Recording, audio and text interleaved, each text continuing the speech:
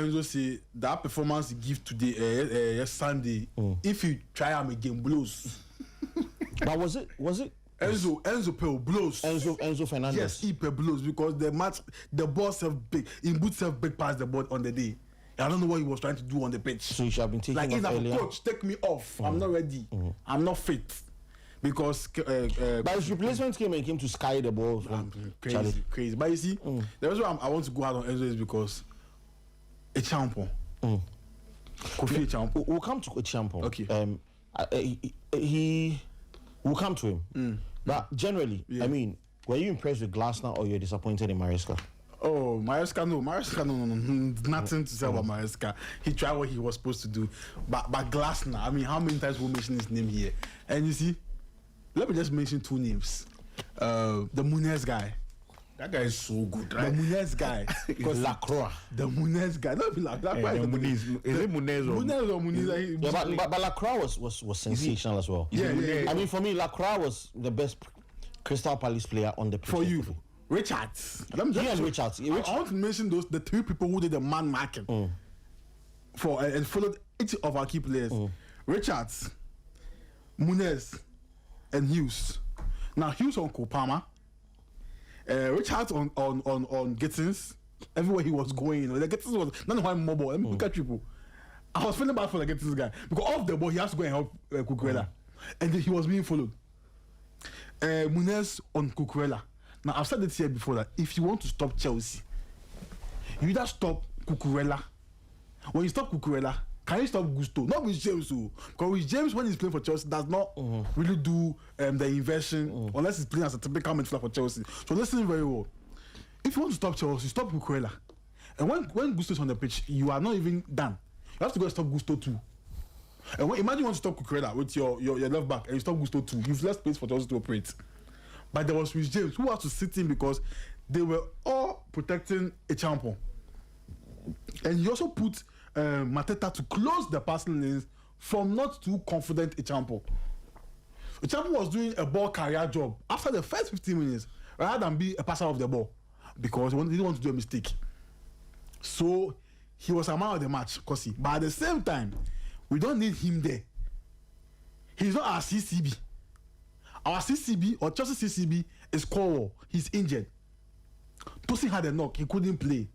So you have to bring in a champion. So where do you need a champion then? Oh, he's a right centre back, right back, left centre back. But he did a terrific job. Good man of the match, confident. Good. But you see, if Chelsea will do so well in the middle of the pack, and unluckily for them, they didn't get a firing or a fitness past Enzo Fernandez. This is where Caicedo will just take off the midfield role and just be the dynamite for us. But because he had one eye on the boy, they all did it from you. Naturally, you see it. They were trying to protect the champion. No, the guy is playing his normal game. He's enjoying himself. Physically, he was trying to man up with Mateta. He was trying, but he couldn't pass the ball. No, it wasn't like he was trying. He actually did match Mateta. Yeah, but not to the level where the big boys would do. Mateta didn't have a sniff. So he tried. He didn't have a sniff at all. So he tried. And some of the top defenders, even the likes of Virgil van Dijk, struggled against Mateta. So Mateta, he didn't have a shot on target. You see, he made a mistake for the goal to come and the free kick to come for Eze to score that was disallowed. So we can take that one off that he did well. But after the goal, he didn't pass again. He was trying to be smart. And in that role, we don't need smart people. We need people who have to be who are bold, who are confident, who will take risks. Now, like, Chelsea fans were not happy with him for like 6 weeks. In the APL, before later they became very good. Okay, now his passing is making it. It's a complex rule, Kosi. It's a complex rule. You have to try, get used to it before it works for you. Because your pass from that position, it breaks down the press or them closing passing lanes to Kopama. For us to flow the ball. But Champion is a good passer of the ball as well. But very Kosi, good. He be a good passer. The risk. He's a young kid. If he makes another mistake and he scored again, game off for him. So I'm saying. He did so well, but because of him being a kid, they naturally had an eye on him. So Moises couldn't express himself with Enzo being bad on the day. So we had a non-existent midfield. That's why we saw Watson enjoy himself with his progressive passes. Now Kopama, again, because let's have this discussion. When the going gets tough, I think he's confused.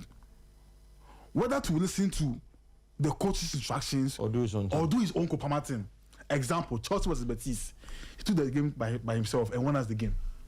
I don't know the combos that go on. Maybe he wants to stop doing that.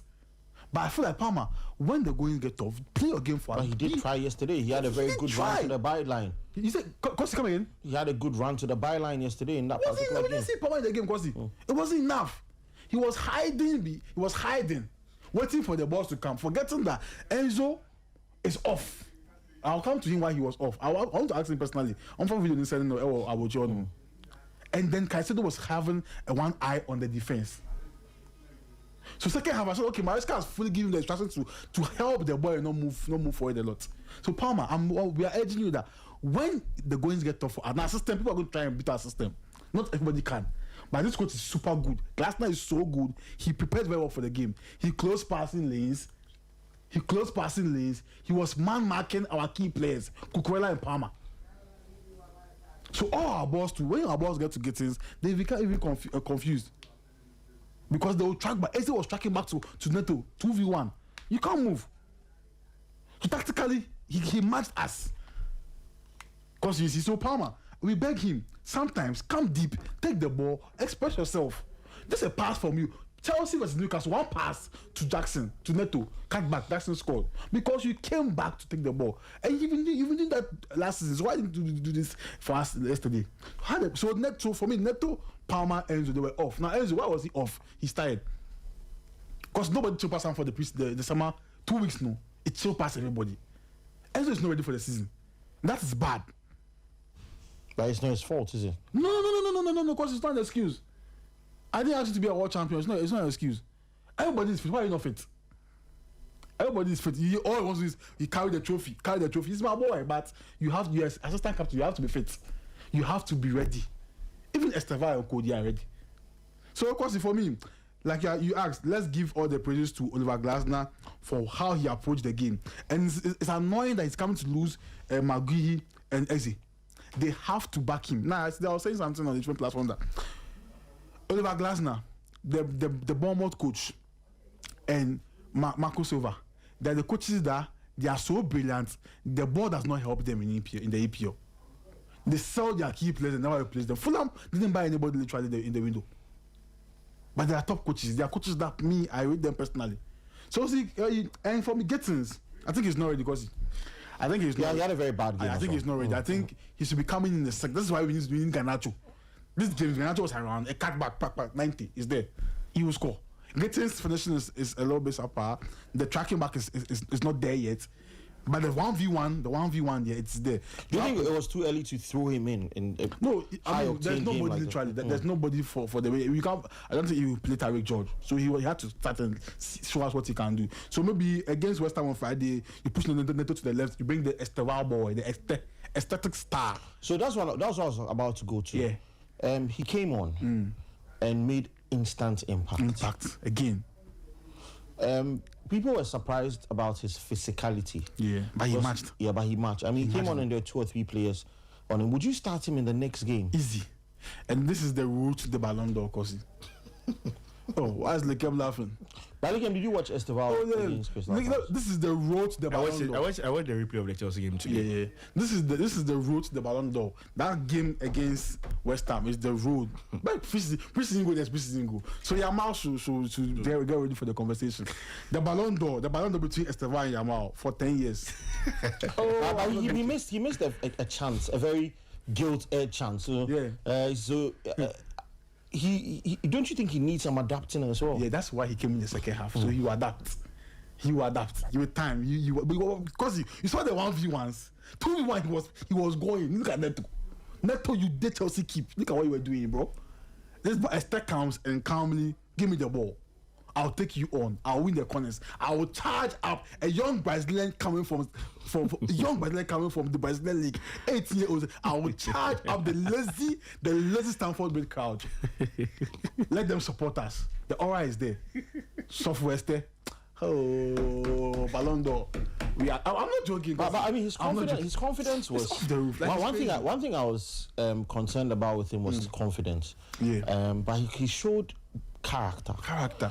And for an 18-year-old, he can only get better. I'm sure ever since we signed him, they've given him like materials to be reading about his role. One, I mean the EPL mentality, the physical. So he's ready. He looks ready. So start him against Potter's weak team. Start him right.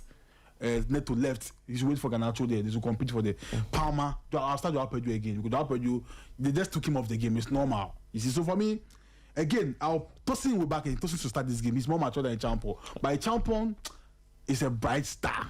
No, I think this.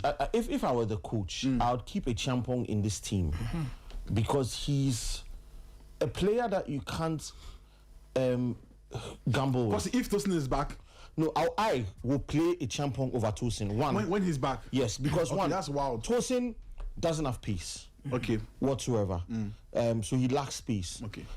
Tosin too is not as dynamic as a champion. Yeah. And a champion, because he can play on the right side of defense, etc. Okay. He gives you more options. Okay. And if you want to make a tactical substitution, you can either play him as an inverted left back or an inverted right back, and change your full back. Okay. So I think a champion has a bit over Tosin. Yeah. If he can be consistent, trust me, he'll be a good choice. So to end this, my friends will come in. You see, from a coaching point of view, I mean, I've coached kids, I've coached experienced players, I've worked with top professional players. Psychologically, because when a top player, let's say like Caicedo, let's say Enzo's, they are playing with a kid, they don't trust him. No matter what they don't trust him. But when Tosin comes back, because they play with Tosin at the CCB role for a long time, that natural trust will come back. Now you see our Caicedo flowing to the D of the opponent easily. I didn't see Mo do that in this game because they didn't trust. They knew that they can. I feel at the time he was the extra defender, always picking up the ball. Yeah. So naturally, no matter what the coach will say, they won't, because they don't want to concede. Match day one, you can't lose that game. So if our darling boy Champo plays again, I feel like we will limit what our Enzo will do in the midfield. I don't want that for us. So let's bring our Tosin back on Friday. Let's start our. Or should he look to partner him with Tosin or Chalobah? Had a good. I mean, Chalobah. I'll prefer him at the right centre back any of the, than Chalobah than the central areas. Trust me. But Chalobah missed the guilt air chance. I'm happy. Oh, Chalobah, that ball. Why? How didn't he score that? I don't know, because I think it was a day. You see, I feel like Chelsea and Man U just didn't did my body, in the sense that EPL match they won. It always stresses them. I don't know why. It's like they have to. Their aura for the EPL is not ready. Like match they won. Let's act funny because our key boys Enzo, Palmer, Neto, they were at the party, and it was so bad. And even Andre Santos came on. He had a good game. Santos, does he want to go back to Strasbourg? That ball, you don't miss that ball. You don't, because we're struggling to beat that one, the man marking of Crystal Palace team. We get to their box and look at what you did for us. But good game from Oliver Glasner. I said it and I'm saying it again. If Mikel doesn't win the league and Arsenal, okay, let me rephrase for some reasons. If Mikel is sacked for not winning the league, I have a coach for Arsenal, Oliver. Right, the London. You win them a trophy. I mean, he knows how to win trophies. Now, Chelsea come up against West Ham on Friday night. Charlie, that will be like a big game. We'll keep a very keen eye on that. London derby. Yes. But Freddie, let's go to the other side of Manchester City. They came up against Wolverhampton. They completely thumped them. We saw Tijani Reinders. Champion Tijani. What a player he will be in the Premier League. You see, that's the reason why Association Calcio Milan fans were very livid when the ball was sold. Okay. For Tijani Reinders, for the uninitiated, he was named after Babangida, Tijani Babangida. Yeah. So the Nigerian international, then, you know, he was one hell of a player for the Nigerians and in the Italian Serie A as well. Yeah. Then Tijani Reinders, his father was a fan, you know, a staunch fan of, you know, this Nigerian player and chose to name Reinders after him. For Manchester City, the citizens, you know, top of my list, anyone that, you know, knows me knows that for me, I think they would retain the crown. Or, okay, they would come back winning because 4 on a trot, Liverpool came in. I think if there's any team who is ready to win the English Premier League for me, it's Josep Pep Guardiola. Why? We watched the game at the Molino against Wolverhampton Wanderers, and it was a 5-star performance from the citizens. The general, the telepathy, the synergy between defense, midfield, attack was top-notch. This season, Jose Pep Guardiola would blow teams away. And we know that he's also on the lookout for Rodrigo. Savinho is being linked to the Lily Whites of Tottenham. If Savinho joins Tottenham and Rodrigo joins Manchester City, nothing should stop Manchester City from winning a double. Many fans are expecting Mikel Arteta after 6 years win the English Premier League. But for me, there's any team ready to win back the English Premier League from the You Never Walk Alone lads of Liverpool, I think it's Jose Pep Guardiola. I watched the game against Wolverhampton Wanderers and I was impressed. You see in the midfield, the Gonzalo boy from Spain. You see, Guardiola has a niche of just buying some players. No one was expecting Rangers to take this English Premier League first game by storm, but he was so good, registered a goal. Had so many good passes. He made so many good assists even to Erling Haaland. For me, I'm saying it and I'm putting it on record. By the end of the season, I expect Jose Pep Guardiola to retain the crown and to get back the English Premier League title from Liverpool Football Club. Yeah, interesting. Say Charlie, Arsenal, you put for good sleep again. Pep Guardiola. I mean, you saw that if you watch that game, did they send shivers down your spine? No. Why? It's Wolves. Most bookies are tipping them to go down, and it's for a reason that they are tipping them to go down. Relegation Wolves, as good as West City Ham. were, Wolves were very poor. Wolves, West See, Ham, I watched that game and I couldn't believe what I was watching. See, they need to restructure fast. They've brought in new players. These players need to come to the party quickly because the newly promoted sides are not sleeping. Sunderland, Leeds have won their game. Yeah. So even Burnley lost, but they weren't bad. Yeah. So I don't know. Wolves.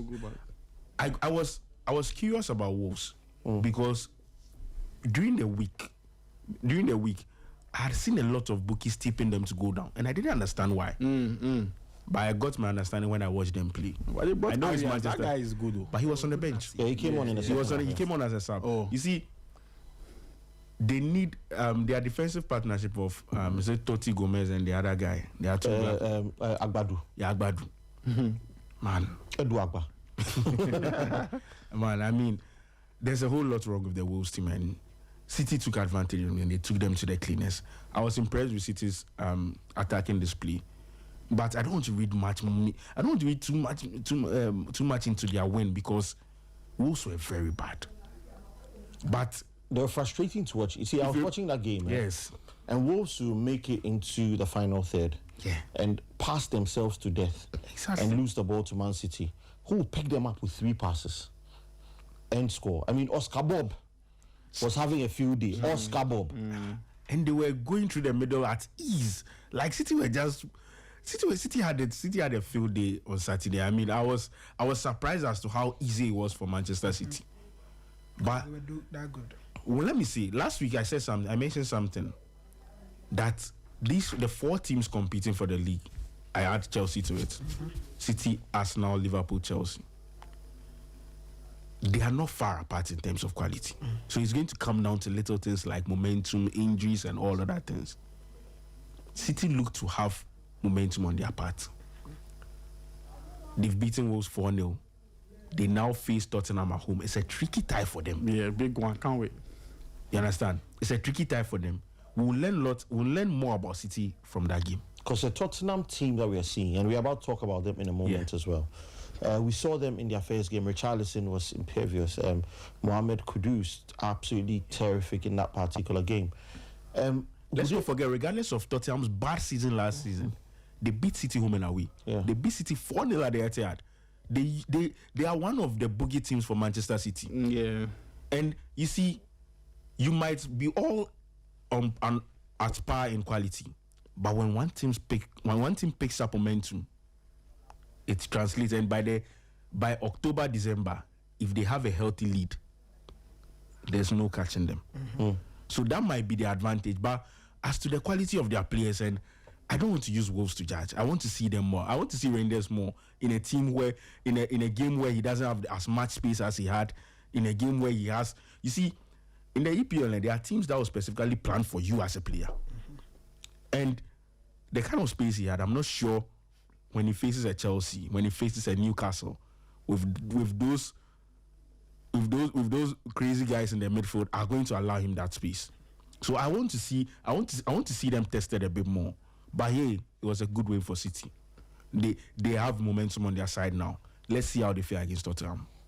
Gaucho from Tamale said this season will go down to the tactical geniuses of the coaches involved. Yeah. If your coach is not up there, then Charlie, bro, forget. that super As a team, even if you want to sign the very best players, but you see Liverpool, you have to sort out their defense line, or else they will be the weakest link. Yeah. However, we can always trust the front line to produce goals.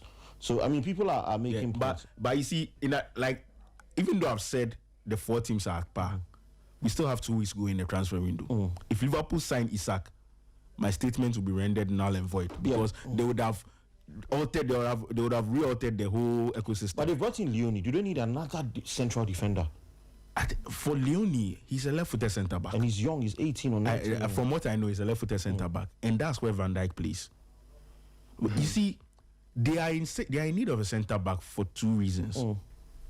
For Van Dijk, who is aged, and secondly, because Konate doesn't want to. They don't know if Konate will extend or not, and they are in danger of repeating what happened with Alexander Arnold, because we started hearing the usual free transfer mongers. Madrid, they've started making preliminary inquiries on Konate. And you see, there's one thing: the Madrid situation is tempting. And you see, if I'm Konate, not to go into the transfer so much, but if I'm Konate, I would be looking at going to Madrid because there's a clear space for me. Yeah. He's easily better than Asensio, and Rudiger is aging. I doubt he's going to be there for more than 2 seasons. You understand? So if I'm Konate and I have the opportunity to join Real Madrid on a free, it's not going to be a difficult transfer. I'll take it. So I understand him hesitating to commit to Liverpool. But this is where Liverpool comes in. But on the other hand too, there's McGay who could potentially be available for a free transfer next year.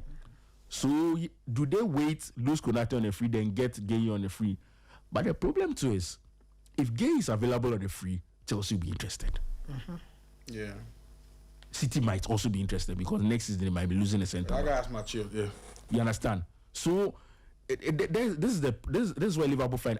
I'm sure that's why they've not put in a bid for McGay, because do you spend 35 million euros or 35 million pounds now, knowing you could get him on a free next year?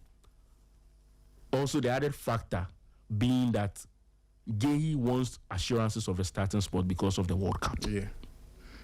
So they find themselves in a very difficult situation. But like I said, if Liverpool get Isak, my whole statement has been rendered null and void because they would have altered the dynamics of the title race. Yeah. Well, for me, on Liverpool, you see, I think when you are analyzing Liverpool, for me, it becomes so easy because I have laid out that foundation of asking or begging the question, what are the plans for Frimpong and Kekes this season?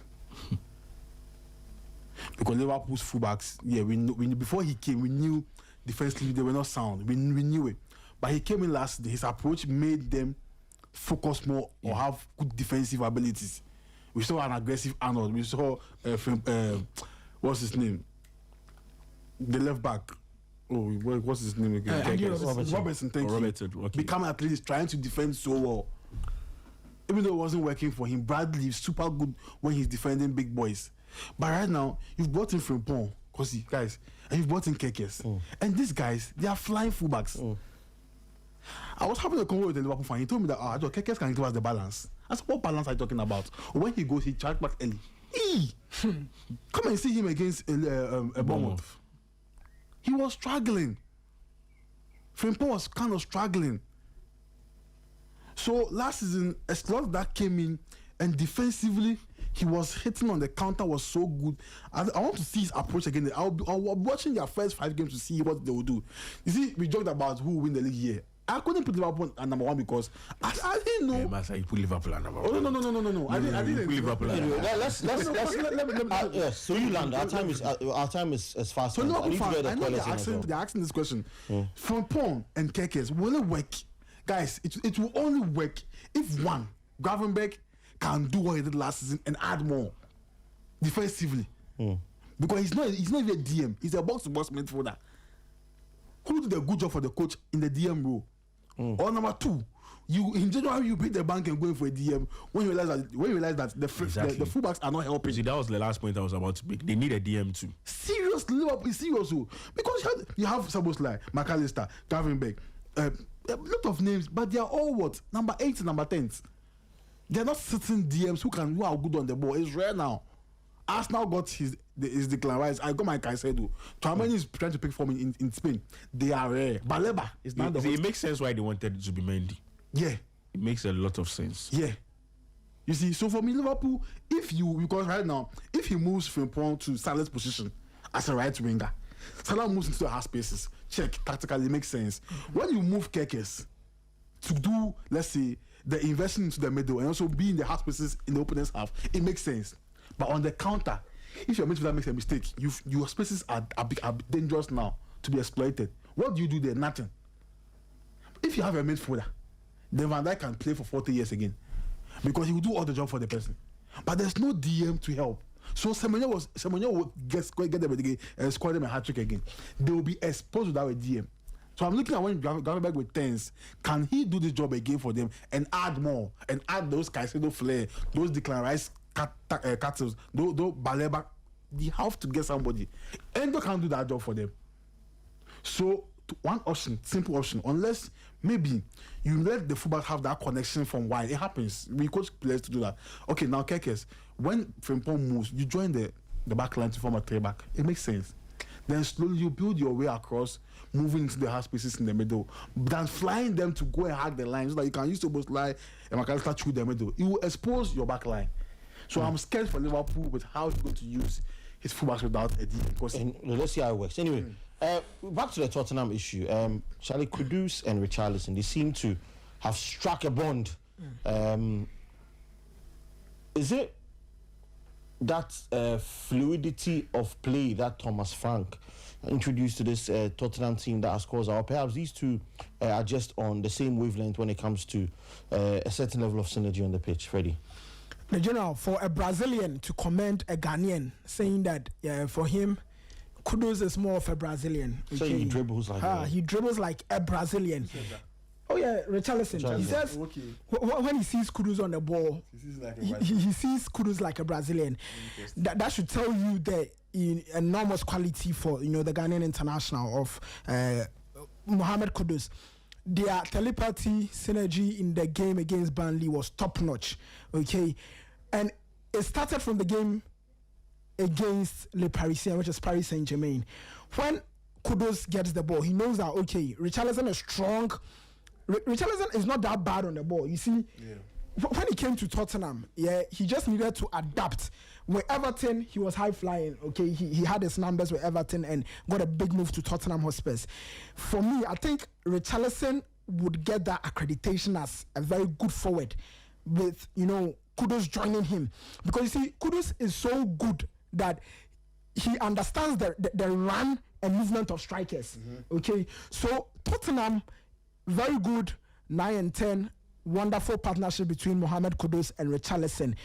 If they get Savinho, it would be perfect for them. We also know that Eberechi Eze is also, on the books of Daniel Levy. He wants to get him into the new Tottenham Hotspur Stadium. So good for the Lily Whites of Tottenham. They are building a very strong team.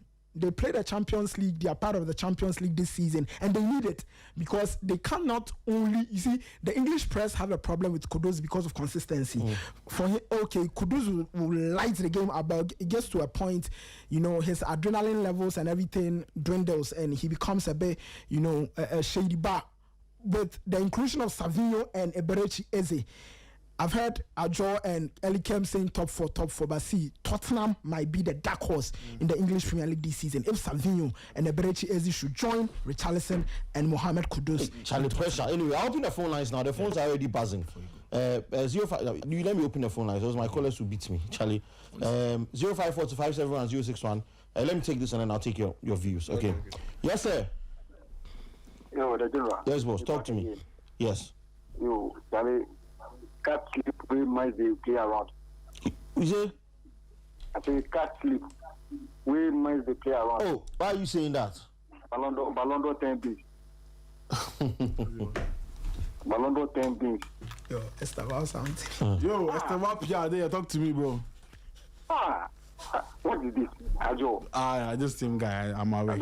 As for him, I like your matter, but sometimes we just go. Which I like your matter.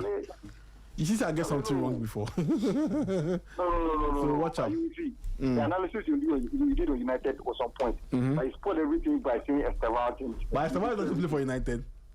Under Ruben Amorim came up against Eli Kem's Arsenal. But that Arsenal away jersey, the be rough.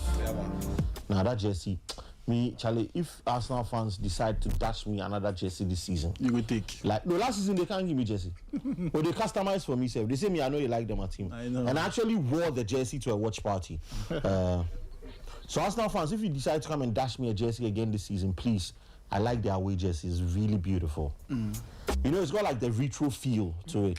Yeah, I mean, it's actually a retro of the 0708 jersey. Oh wow! Yeah. I mean, I love the jerseys. It's very beautiful. So Arsenal fans, if you are listening and you want to dash me an Arsenal jersey, kindly, I want that one. I can even wear it to church, tuck in, and all of that. I mean, it's a very beautiful jersey. But Arsenal got one over Manchester United. Ruben Amorim's Chargers had a pretty good game. Brian Mbeumo and Matt Cunha looked to link up very well. But in the end, they could not move with the 3 points. It ended Man United 0, Arsenal 1. Freddie, I'm sure you kept an eye on that game, didn't you? But first of all, going into it, I mean, everybody expects Man United this season to do much better because they've splashed the cash. They've brought in Shesko. They've brought in Mbeumo, etc. Elikem, they say they won't hear from you first. You be the Arsenal man. Maybe your team did the team side, so you for start. First of all, Arsenal as well lined up really well with a expected lineup. Calafiori at left back, Ben White at right back. Lots of people didn't expect that because Julian Timber was on the bench. Miles Lewis Kelly as well didn't make it into the starting lineup. So it shows you that Arsenal are demonstrating a certain strength in depth. But overall, were you impressed with the performance of your team? No, it was a good result by a poor performance. The result was good. I mean, look, I've heard a lot of chatter since Arsenal won the game yesterday. It's been, I think, a little over 26 hours since Arsenal won the game. And I've been surprised by the kind of conversation that's been going around, honestly. If you hadn't watched the game, and if you do not know the results, and you listen to only the commentary going around the media since the game, you would think Arsenal lost. You would think Arsenal lost the game, but Arsenal won the game. And I've been surprised by the chatter going on. Even though the performance was bad, the result is a good result for Arsenal. In fact, it's a huge result for Arsenal. Look, since the Premier League started in 1992, Arsenal have only won 6 times at Old Trafford. With this game in when I'm adding this game to it, they've won only 6 times at Old Trafford. Old Trafford is one of the fixtures where, when the fixture list comes out second week in June, I look at it and I point out and say, nah, I'll take a draw in this game. It doesn't matter how Manchester United are doing. I look at, there are some fixtures you look at and you say, nah, you take a draw. For me, there are 3. The 2 has always been Old Trafford and Anfield. Then the last one, City, over the last few years, I've added them to it. They are the 3 most difficult grounds for Arsenal in history. Old Trafford and Anfield. We rarely, it's surprising, we've won the league at both stadiums, but they are grounds where we rarely win. So, anytime Arsenal win a game at Old Trafford, regardless of the performance, it should be a huge result for Arsenal. But yeah, the performance was bad, and there's no sugarcoating the performance. But yeah, my initial comments, the performance was very bad. Now, before I go to the game itself, I want to shout out Arsenal Ghana. We had a very good gathering. Yeah, we had a good gathering yesterday. It was nice to meet all of them, and yeah. So that's just by the way. But the result is one we should focus on, and I'm very happy with the result as an Arsenal fan. But the performance, man, it leaves a lot to be desired. United deservedly dominated the game, and perhaps they should have scored. They should have been better up. They should have been better in the penalty box, and they would have got a goal or two. But I feel the whole chatter about United's dominance and their performance has taken something away from how well Arsenal defended. I think people are not realizing that Arsenal put up a good defensive game. They realized the strengths of the United early on in the game, and they did everything they could to quell it. And for all the talk about United's dominance and their attacking prowess, did they really cause Arsenal any problem in attack? Not problem. They got a few half chances. Yes. And I feel for some of them, they were very lamely or tamely dispatched. Exactly, that's what I'm saying. Mbeumo and Cunha. Aside that Mbeumo header that Raya parried away, I do not think there was a particular point in the game where I was feeling tensed or anything. It was the defense was comfortable actually, because Gabriel and Saliba were blocking every shot they were playing. So I don't think Raya had any tough save to make aside that Mbeumo header. So I feel like the chatter has swayed a bit to the United sector, and it's like they are forgetting how good Arsenal were on the day, and they are looking at it from the angle of United being good. And maybe people expected United to be poor. I didn't expect United to be poor. Let's not forget they are parading a 200 million euro attack. All three players started again. All three players played. I think Sesko came on in later, but all three players played in the game. So yeah, we can talk about how good United were, but let's not forget Arsenal also put up a good defensive display. The performance might be bad, but come on, it's a huge result for Arsenal. You got a chance to see some of your new signings, yes. Right? And I'll start off with Victor Gyökeres. I know you start off with him. I knew you were going to start with him. But he's the new signing that started. Apart from Victor Gyökeres, which other new signing started? Okay, so we'll start with him, then we'll go to Zubimendi. No, let's start with Gyökeres. No. Let's start with Gyökeres. Why are you doing here? I want to start with Gyökeres. Okay, so Gyökeres, you saw him play. Yes. With regards to the system Arsenal played, or the system they usually play, and how he slotted into that system, do you feel that he is the solution that you were looking for? We cannot tell after one game. I mean, this is his, if we are even considering preseason, this is his third start in the Arsenal team. This is his third start. So we cannot conclude after one game. But Ekitike's second start, he scored 2 goals in 2 major games. It's different. You see, players take different players take different times, but it doesn't mean Ekitike will be better. 3 years ago, Darwin Núñez scored before Erling Haaland. He scored before Erling Haaland, but how did the season end? You understand? So we cannot say because Ekitike has settled in early quite better than Gyökeres, we cannot draw conclusions. So yeah, but aside Gyökeres, I think the whole Arsenal attack was bad. And that's what surprised me about Arsenal's performance yesterday. Today I wanted to be positive. I didn't want to go into the negative. But since you've brought it up, I mean, the entire Arsenal attack surprised me. You see, the way the system United played, they committed so many men forward. They were playing Bruno Fernandes and Casemiro as a pivot, and we all know Bruno Fernandes is not that good defensively. So with that system they were playing, and with how high their players were up the pitch, at almost every given time there were 5 United players attacking Arsenal. They left a lot of gaps in their midfield and in their defense, and those gaps were there to be taken. Arsenal has so many opportunities to break, but the final ball, and it was uncharacteristic of the Arsenal attack, especially Bukayo Saka and Martin Odegaard.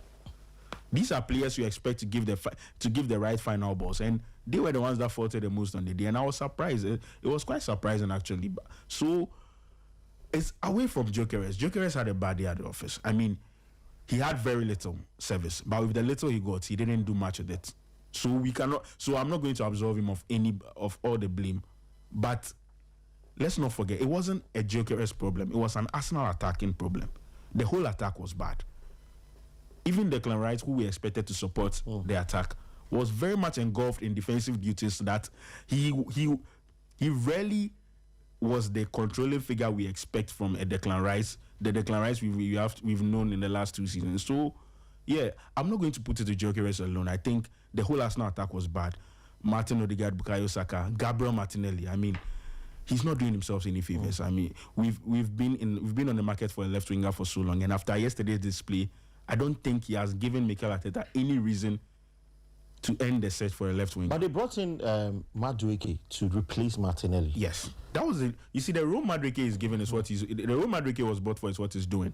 But there's a reason we are still looking for a left winger because we know. Were you impressed with Madueke? He had a chance to you see, double the lead when he came on. He had a chance. Yes, he fluffed his lines completely. I wouldn't really blame him for, because you look at the game state at which before he joined, and there's very little for him. There's very, very little he could do. I mean, I'll be unfair to Noni Madueke. Everyone knows how I feel about the signing, so I'm not going to be repeating it. It will be me repeating myself. But it will be unfair of me to criticize him for what happened yesterday when there were more bigger fishes who faltered on the day. So I mean, who was the worst player on the pitch for you? I wouldn't say worst player. We won a game. We won the game, so we cannot see the worst player. It will be difficult for me. It will be unfair of me to label someone the worst player on the pitch when in a game we won. But I would say several bigger players we thought should have bigger impact. I mean, the game favored Martin Odegaard a lot because we were not facing a low block. Our issues with Martin Odegaard come when we face a low block. We were not facing a low block, and he had several opportunities to actually create a lot for us. He ended the game being a player who created the most chances. But then again, the quality of the chances we expected him to create were not there. So Martin Odegaard, for one, faltered the most. Bukayo Saka, these are our two best players, and we expected them to be much better. So if our two best players are faltering this much, it would be unfair of me to blame others like Madueke and Gyökeres who are now settling into the team. So I'm not going to speak so much about those about the two new signings, but the two guys we expected to perform, they let us down, and we, at the end of the day, we take the win, we take the 3 points. On days when things are not going well for you, you take the points and you run. We've taken the points, we've run. We are hoping we improve against Leeds while we prepare for the Liverpool game. So I'll stay with you, Elikem, before we move to Ajo and then Freddie. So Leeds United have just gotten their first 3 points back. Daniel Farke, former Norwich City manager, has gotten one over David Moyes, and they are warming up for the Arsenal game. Lucas Mencha with that great penalty that was the decider for this particular game as a matter of updates. Yes, Zubimendi. Yeah. Did he impress you? Did he do the job in the middle of the park? Does he still have a lot to learn in English football? It's a very fresh partnership with Rice. So I wasn't expecting him to come. You see, let's put ourselves in the player's shoes, and let's put ourselves in Arsenal's shoes. First game of the season, you are losing you are bringing two players in two important positions in the team. Zubimendi is replacing a huge figure in the team like Thomas Partey. Victor Gyökeres is playing the centre forward role that has been spoken about a whole lot in the last year. And you see, when you have this issue, the last game as an Arsenal coach you want as a first game of the season is Manchester United away at Old Trafford.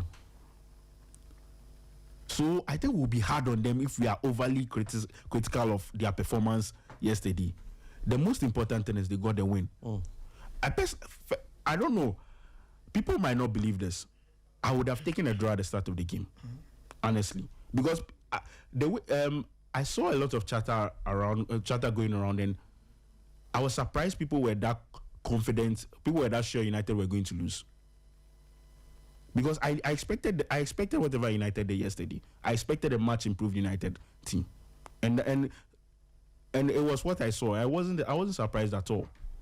So I'll be very, very unfair on Zubimendi and Gyökeres to blame them for anything that happened yesterday. But for Zubimendi, I think there's a whole lot to learn. He's no Thomas Partey. That's one thing we should understand.